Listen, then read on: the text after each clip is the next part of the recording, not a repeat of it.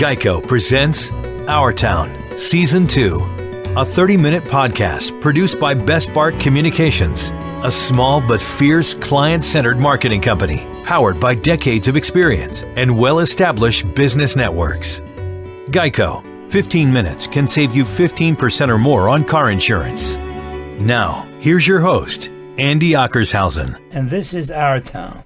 We're so delighted and honored, frankly, that our next guest is a regular in our house. He probably doesn't know it, but we used to see him twice a night. Now we only see you once. But I like your house, man. I like the way you've done it. Thank you. Hey, Janice, it's gorgeous in there. Jim Vance started out as a teacher. I don't know what he teach. We'll find out what he was teaching. Mm-hmm. He's been a hostage negotiator. He's been Washingtonian of the Year. The two are not related, but he's had 19 Emmys. That's incredible. He's in the Black Journalist Hall of Fame. He's a member of the Silver Circle of the National Association of Television Arts and Sciences, an imposing figure with unbelievable street cred. His opinion pieces give him a personal connection to his audience. He's a force to be reckoned with. Welcome to Our Town, Your Town, Jim Vance. Well, thank you, Andy, and I appreciate so much being here. And Janice, thank you so much to the both of you. And I mean that sincerely. There are so few people, and you can attest to this, in this town that we can speak of as friends for almost 50 years. And that's to be treasured as far as I'm concerned, man. Well, what we have found out when we brought back the idea of Our Town was to talk about Our Town and the people in it, because everybody was saying, well, gee, I haven't heard from him. Mm-hmm. Well, I didn't know he did that. Mm-hmm. Gee, that's just great. So we've been so fortunate to have people such as Jim Vance that really think about that Our Town is special. Right. And even though he was born in Pennsylvania, mm-hmm. and you went to school in Pennsylvania, mm-hmm. and you went to Cheney. I didn't know Cheney University is part of the state system, isn't it? It used to be when I was there. It was one of the 12, I think, state teachers' colleges. And I need to say, because I need to make the alum proud, Cheney, in fact, is the first HBCU in the country. It wasn't founded as Cheney. It was founded as a trade school for black people in America by the Quakers in, I think, if I'm not mistaken, 1837. Now, there are some others at some of the other HBCUs. Every time I say that, they raise their hand or raise their fist, and say, nah, we were first because you weren't really a college then, or whatever the case may be. I say to hell with them. Cheney is the first HBCU in the country, and I am so proud to have been there. And may I say that I am also so proud of the graduates of Cheney. Ed Bradley and I, late of 60 Minutes. I was at that party for you. It was a salute to you. Yeah. And Ed Bradley was the main speaker. I was there. Yeah, you remember that? Absolutely. Special night. But he and I were in school together, went to Cheney together at the same time, played ball together, lived together. I was a best man at his first wedding. He was the best man at my first wedding. And we've each had a couple or three. But anyway, we hold that in common as well. But anyway, I am so proud of him and of all the other graduates of Cheney State. And it's now called Cheney University. But for all of us who, I came out, 64. So for all of us who were there back in the day, it's still Cheney State. Yeah. Jim, that's well over 50 years ago. Yeah, it is. But you were born in Ardmore. Mm-hmm. Is Ardmore on the main line? I see it in my mind's eye, but I don't know. You know what? It is the main line, and I have to explain to people that I'm not a main liner. Okay, the main line, for folks who aren't aware, is named for a railroad line that ran from Philadelphia to Paoli, Pennsylvania, to the west. It's about a 30-mile run. Ardmore is about a place at about the 8 or 10 mile mark, and it is part of the main line because it's right adjacent to those railroad tracks. But my part of Ardmore was not upscale.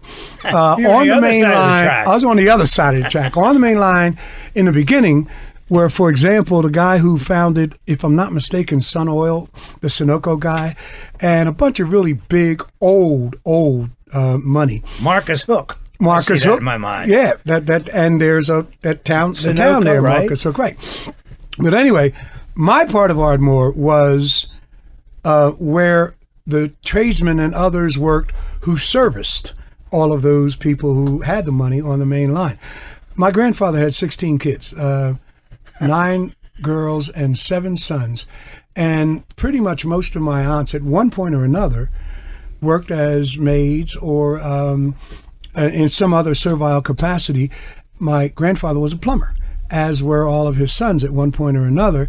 And so I was in the bathrooms and the kitchens of a lot of really rich people in really nice houses. And I remember at 12, 13 years old walking into these houses and thinking, boy, I sure would like to live in a house like this one of these days, because this is fine living up in here. But in any event, you had a wonderful family. I had a wonderful family values. And absolutely, because they all were plumbers and at one point or another servants or maids. But 1, 2, 3, 4, 5, 6, 7, 8 of my uncles and aunts have college degrees. And I, as a matter of fact, went to Cheney State, not because I wanted to go to Cheney State. I really wanted to be a plumber. And I lied like a rug to my people when they were asking me, have you sent your application off to this school, that school, and the other school? I didn't send an application off to anywhere because I wanted to be a plumber. And it was, I'll never forget it, my Aunt Vivi, who was my favorite person, died last year at 102. Wow. Aunt Vivi was one who had a degree from Cheney. She had also gone to Cheney. And she said, Jimmy, you have to go because you have the opportunity to go. You can always be a plumber anytime you want to. But go get the degree. Go and see what else is available to you. And if you're unhappy, then obviously come on back and you can be a plumber. She's a very, very wise woman. She's precious to me. I had an uncle that was a plumber, and his word was, you can always get a job as a plumber. Exactly. Sooner or later. And I depended on that. Now, then why did you slide into the educational world? Because Cheney put you in it? Yeah, Cheney was a state teachers college, obviously, and all the degrees were in education. I took mine in, they call it secondary education, which meant high school. And I was in English, I studied English. And I studied English mostly because probably one of the sweetest, dearest, kindest, to my view, most precious women in my life was Mrs. Fowler, and I will never, ever forget her. Wow. I was in Lower Merion High School, where Kobe, by the way, Kobe Bryant graduated from years later, taught him everything he knew. But in any event, back in those days, as you may remember, there was a 3-track system. You, at some point in high school, 9th or 10th grade, you were either in the general curriculum, the academic curriculum, or what they call distributive education. The distributive education were the Fonzie guys, all the cool dudes with the leather jackets and we call them DA haircuts, but anyway. Oh, yeah. You remember that? Remember the DA? Hey, we got some old folks up in here today. But anyway, I was, because my people made me in the academic course. Well, I was the only black person in the academic course. That was a really fine high school. But as such, I wasn't treated all that well, to tell you the honest to God truth, by many of the teachers, by some of the teachers. Mrs. Fowler was always, she was like a mother to me almost, and would not allow me to fail as hard as I tried, which is why I value also my professors at Cheney, who today surely would be at Yale or University of Chicago or Stanford or someplace. Back in those days, they weren't allowed to teach in those schools, but God, their intellect was to the moon. Wow. But they were also people who were totally committed to educating black kids. And they would not let me fail either. And again, I did try. But anyway, Mrs. Fowler was the reason I studied English, and so that's what I took a chance. And that was your progress. What a great grounding, though, for you for the future. You didn't know what your future was going to be. I had not a clue, which is why, a lot of kids come into the station today talking about what they want to do. And, Jim. You know what I'm talking about? God. And they act like one they a know. day I get. Yeah, I get them all the time, too. And when they come in knowing precisely exactly what it is they want to do, one, I'm happy for them, that they're so sure, so early. But I also counsel them, don't paint yourself in a corner. You have no idea what's available for you out here, especially now. And the world truly is your marble.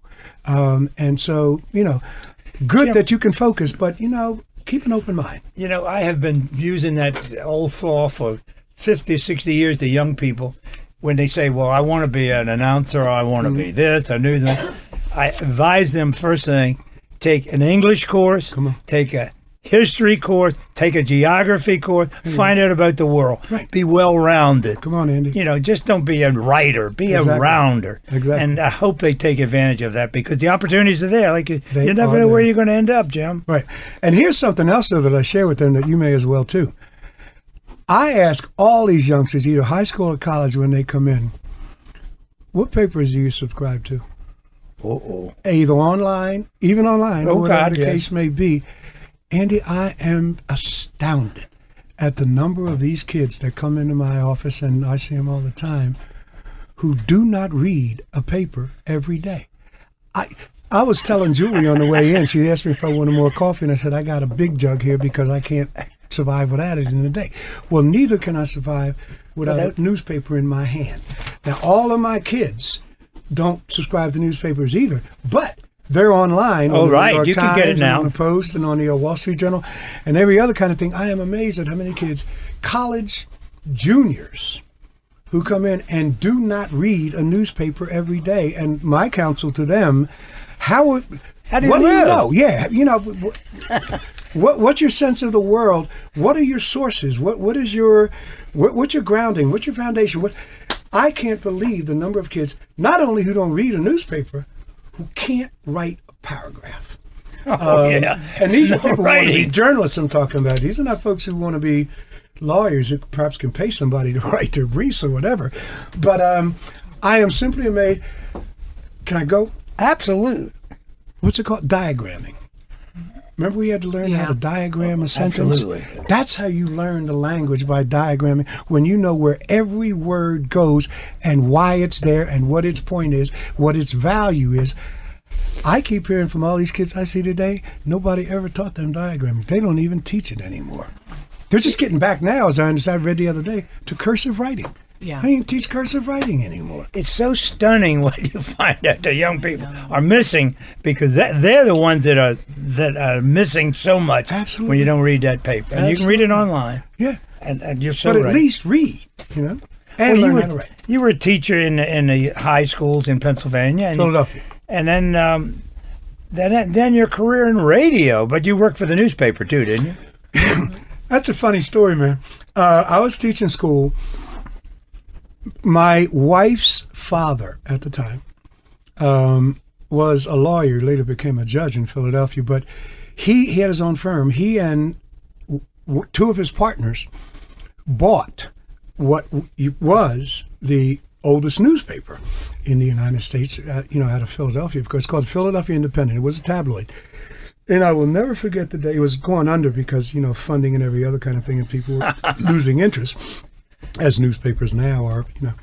How fortunate we are to have newspapers to read. I'm not so I sure agree with you wholeheartedly. But anyway, so he came to me one day and he said, okay, I bought this newspaper and want you to come work with us. And I said, cool, let's do that. Like I said, I was teaching school. And he said, I want you to be the distribution manager. And I said, cool, okay. What's that?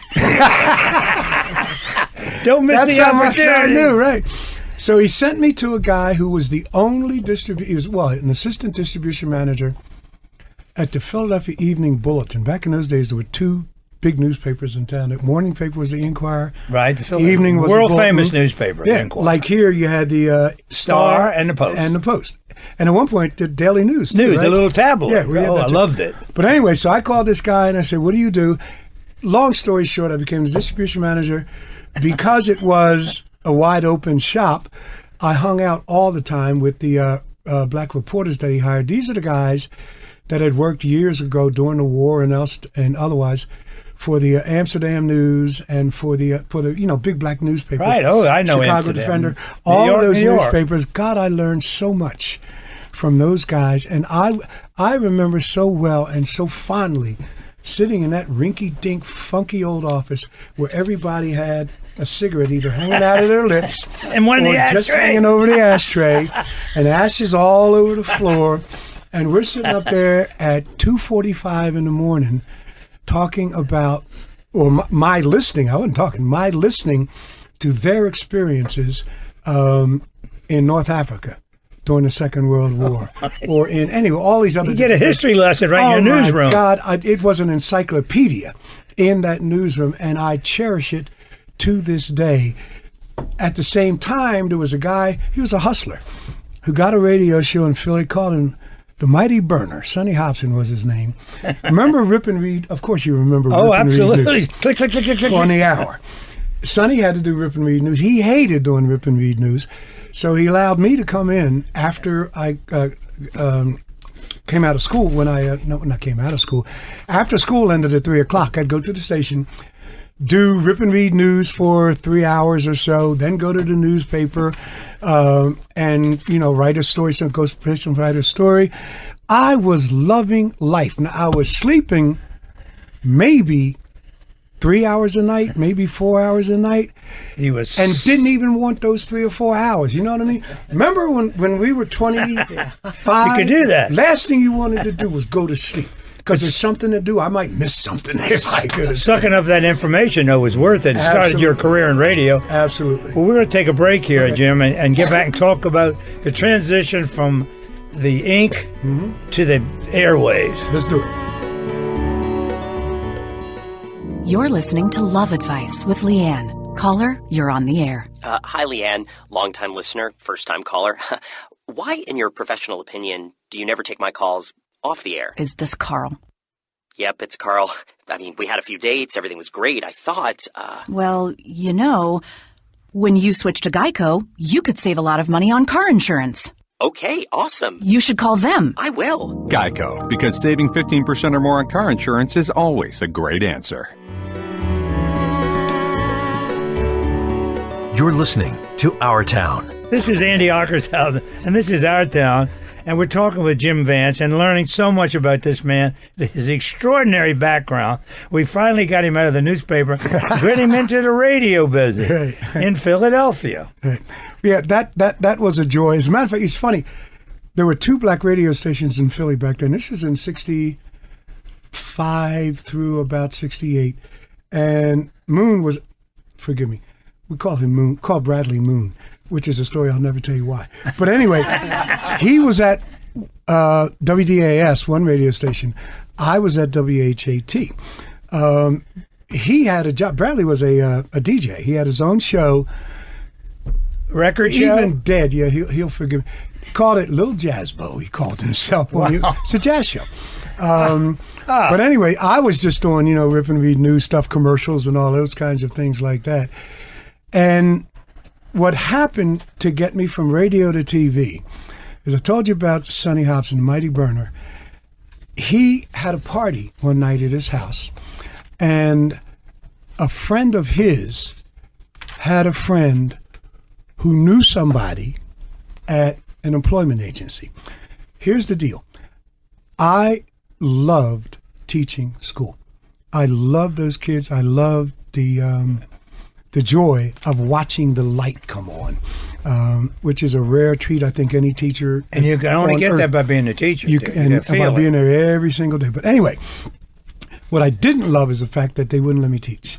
The system, I am told by teachers now, was as screwed up then, the administration, as it is today, if not even more today from what the teachers told me. Anyway, I was looking to get out, and a friend of a friend of a friend sent me to an employment agency, Snelling and Snelling. Good Lord, it just came back to me down on Chestnut Street in Philadelphia. I went in there 3 times because the first 2 were jobs that I didn't really care much about. Here's why I'm in television today, one of the reasons. I went in, there was this woman. Do I say? Okay, yeah. She looked like Miss Piggy, I swear to God. Frumpy old. Anyway, I walked in on the 3rd time, trying to see if there was something that I would be interested in. She never looked up from her desk, Andy. She, just totally ignored me. And I, said, is there anything else that you can help me with? And she, without looking at me, I'll remember these words to the day I die. She said, well, there's a UHF station trying to start a news operation, but you don't know nothing about that. And I remember hearing those words, and I slammed my hand down on the desk, which startled her. And I was like, excuse me, give me that. And she said, but you, and I said, no, you don't tell me what I'm interested in, what I can do, or anything else like that. You don't know me. Don't talk to me like that, and don't assume anything about me. And so she, with trembling hands, she came. I went to the application. This is an honest to God true story. WKBS-TV, Kaiser Aluminum decided to start some TV stations. I think they had 3 of them, one in Philly. And Kaiser Broadcasting. Yeah, Kaiser Broadcasting. That was us. I went for the interview. There was 7 of us on that given day. I had recently broken my wrist. I was playing ball at the time. Remember the old days with the plaster cast, how they would itch after a while? And everybody that had a cast on, you'd carry a coat hanger. Couldn't scratch it. Yeah, That's to get it. Had to get up in it. So it was driving me crazy. I knew, I was terrified. I knew I wasn't going to get this job, but I went anyway. And at the end of each audition, which was, and I say truly was an abortion, it was horrible for me. I was the last guy in. All the others were 6 white guys who had been all over the world covering news for UPS or UPN, not UPN, what's it called? UPI, and all the wire services. International. Yeah, and all the wire services. Anyway, I'm the last one, and here's the deal. Let me make this quick. Guy walk in, Hardy Mincer is his name. Love me some Hardy Mincer. He's in his office, hands behind his head, feet up on the desk, no shoes on. First words out of his mouth when I walked in were, "You're a pussycat." Now, he was saying that because my audition was so soft, in fact, timid. But I didn't take it that way. This was 1967. But he read you that way, did he? That's how he read me, as soft and, timid. But this was 67. I had the bush out to here. I had dashikis at home that I didn't wear to the interview. I had the string of what I told everybody was lion's teeth. They were really, they weren't lion's teeth at all. But, and I was fist in the air, and I was totally into the movement. So when he said, "You're a pussycat," my thing was, okay, I'm not going to get this job, but I'm not going to let this little punk call me a pussycat. And I remember taking off my glasses and taking my coat off and say, "You think I'm a pussycat? Get up out that chair and I'll whip your ass up one side of this room and down the other."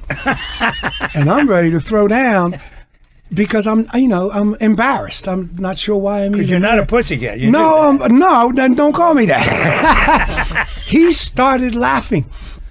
And it occurred to me, oh my God, he's up in my head. He now owns me.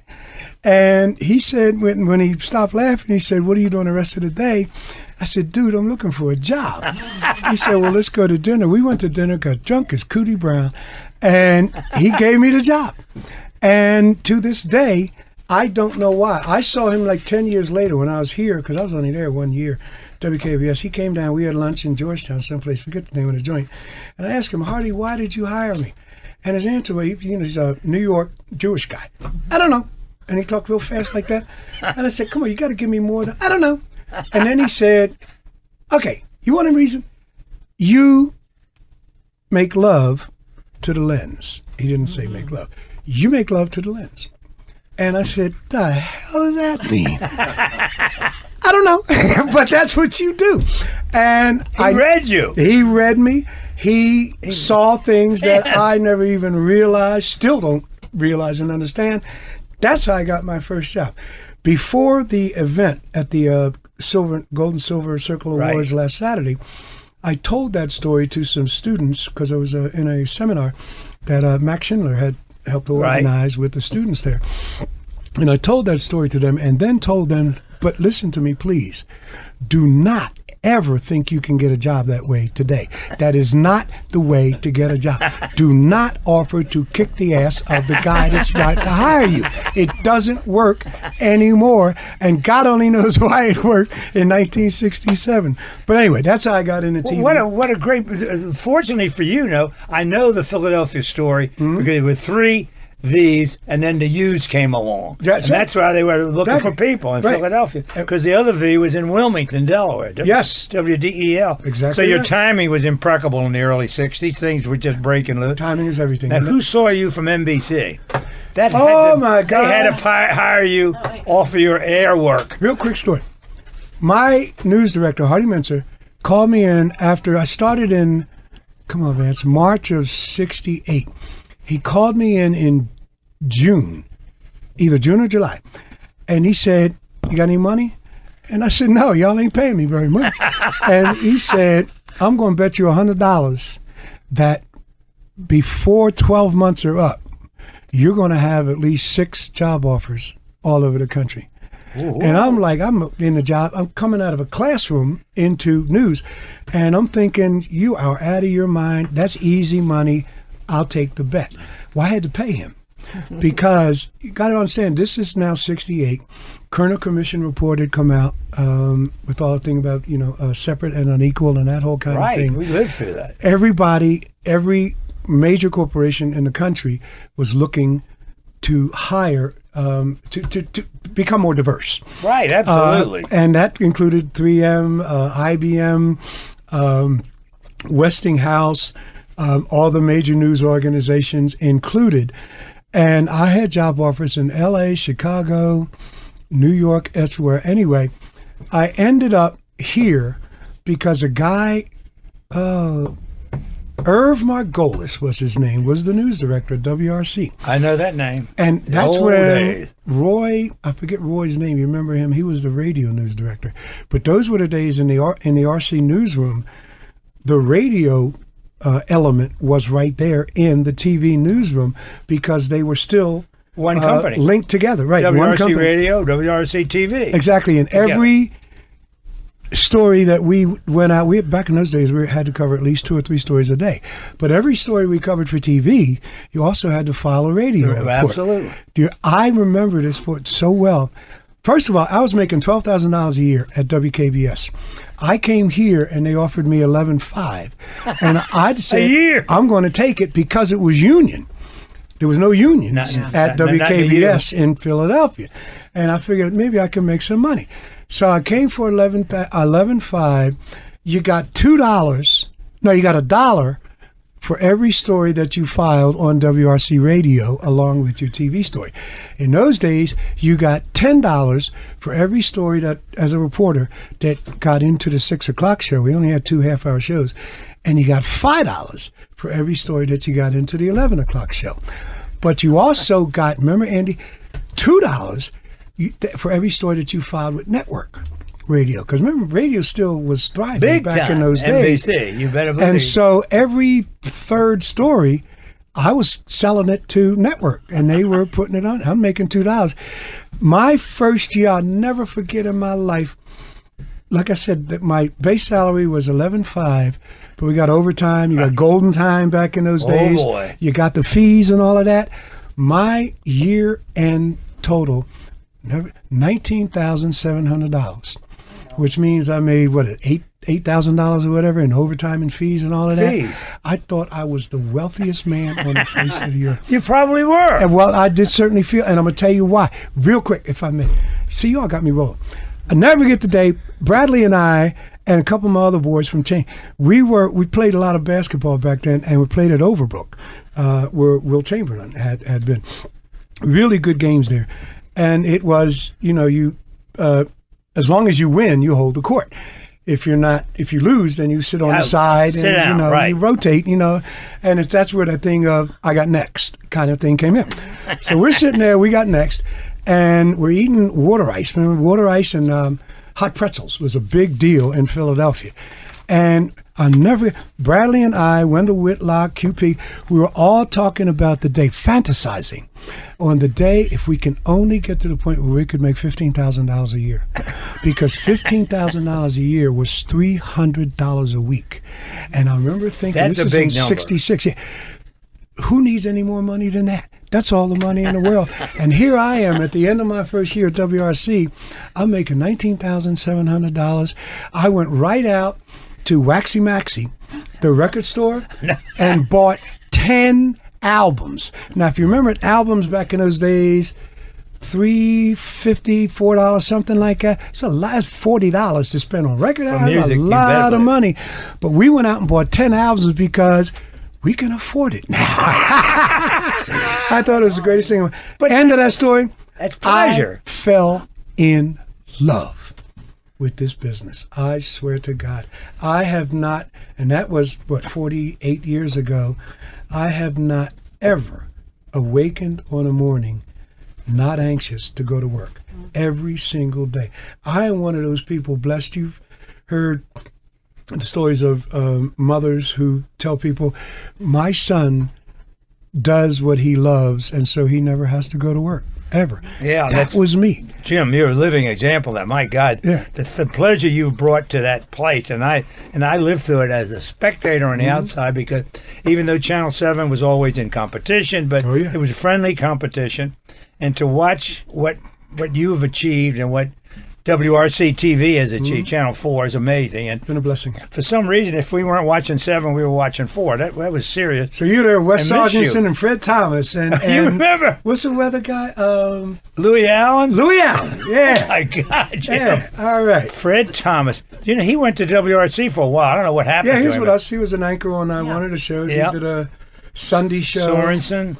Yeah, but Wes Sargentson was Now, there. of all these years that you've been at Channel 4, who was the GM there when they hired you? It was way before Michael Jack. Oh, God, yeah. Oh, You know yeah. what? It might have Alan been... Horlick? No, way before Alan. Well before Horlick. Yeah, well before Horlick. Goodman, I think his name. I can't remember his Wasn't name. Joe Goodfellow. Joe Goodfellow. Oh, my There God. you go. The little short guy. Yeah, yeah. And he had white hair. I Yes, he remember did. even back then. And Joe Goodfellow was the GM who I only saw irregularly. And here's what's interesting about those days. Were you in the new building then, or the old building? No, we're in a new building. Yeah, When you were hired, you were in the new building. The old building was down in the hotel, right? Yes, And, at the bottom of the hotel. I think they dedicated the building we were in Eisenhower 60s? was there. Oh, So that would have been In the 58, Whatever. something like that. But it was less than 10 years later that I was there. But here's the deal. You will remember back in those days that every desk in the bottom drawer on the right or the left-hand side, somebody had a bottle of liquor. Any kind of liquor you wanted. If you knew which one had it, Joe Goodfellow had his own drawer I up was in the going to say, executive office. his story was you never talked to him after lunch. There you go. There you You go. can't do any business There you with go. it. Because he had that Cadillac that would drive him around. And They he don't had do the that big anymore. luncheons every day. What a character. There you go. That was They were part of the business then, though. It was Everybody, part of the the free business. martini lunch was exactly part of the business. That's how it worked. That's how what's his name made all his money. Duke Ziebert got rich down there. That's how. Oh God, I can't think Mel of his name. Crouppen? Mel Crouppen. Oh, God, they Joey. all made all their the money history. because we all went in there and got drunk every afternoon at 12 o'clock. We're talking to Jim Vance about the good old, and the good old days are really now, Jim. But Yes, they they're are. great That's stories, and we love them. right on. And we'll be right back to talk about the Jim Vance that's taken over our town.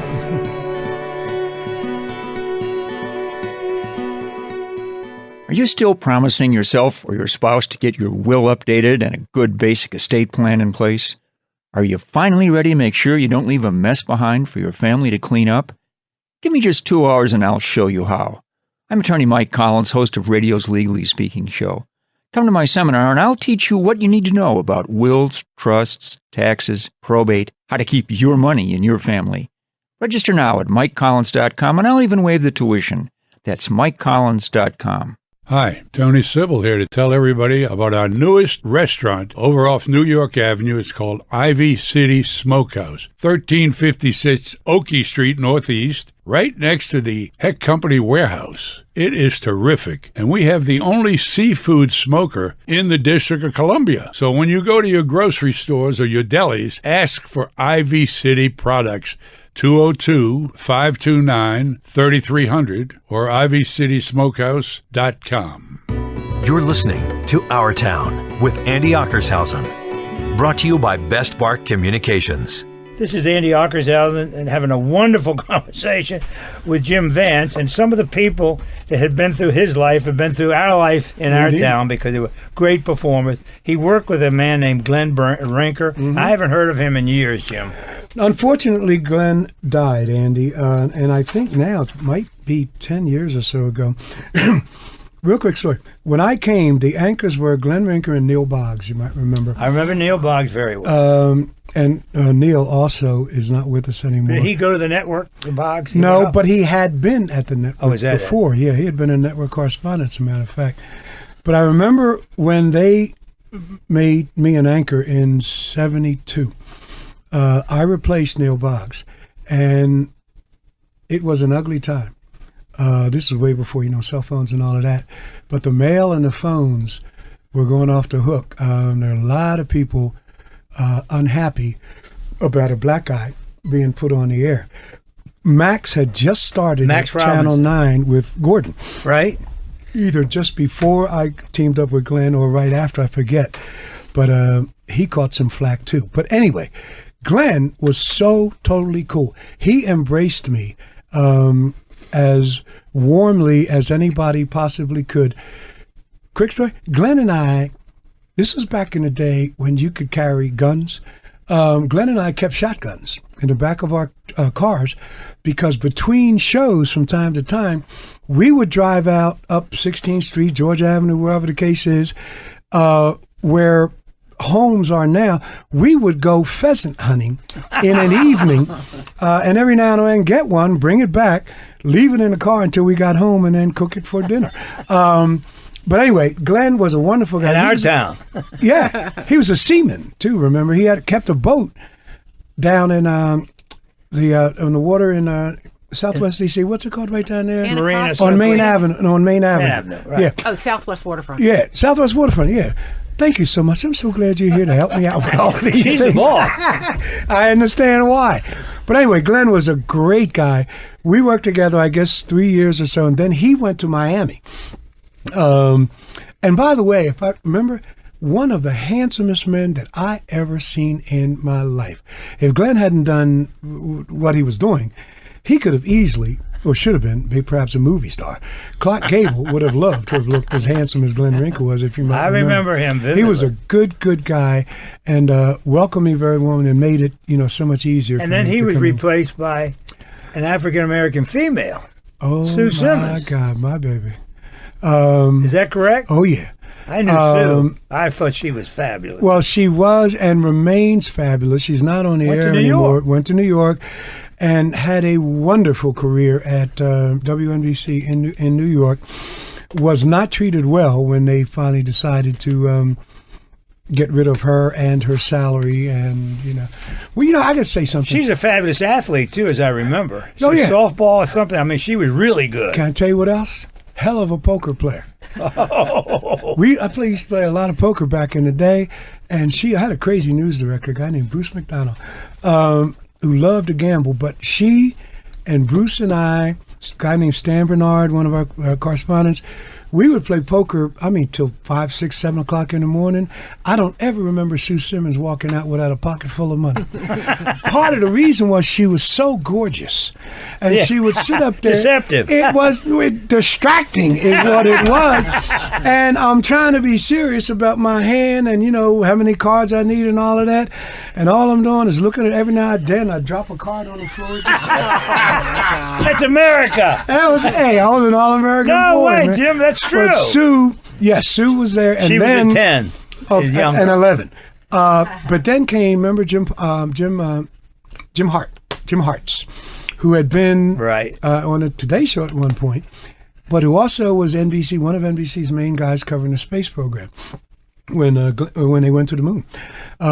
Just an absolutely wonderful journalist. I learned so much from Glenn as well. Here's the deal, though, Andy. I'm glad you haven't, and please don't. If you were to ask me the names of all my co-anchors, I'm not sure that I could name them all because there's been a lot of them. I know that, Jim. Quite a few. It's almost 50 years. Well, yeah, exactly. You get a collection of people at that point. But the deal is, I admire and to this day think so well of each and every one of them. Well, Jim, all of them were compatible with you because you're such a special person.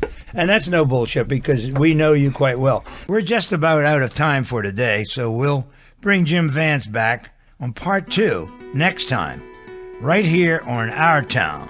I'm Andy Ockershausen. You've been listening to Our Town, Season 2, presented by Geico, our hometown favorite, with your host, Andy Ockershausen. New Our Town episodes are released each Tuesday and Thursday. Drop us a line with your comments or suggestions. See us on Facebook or visit our website at ourtowndc.com. Our special thanks to Ken Hunter, our technical director, and WMAL Radio in Washington, D.C. for hosting our podcast. And thanks to Geico. 15 minutes can save you 15% or more on car insurance.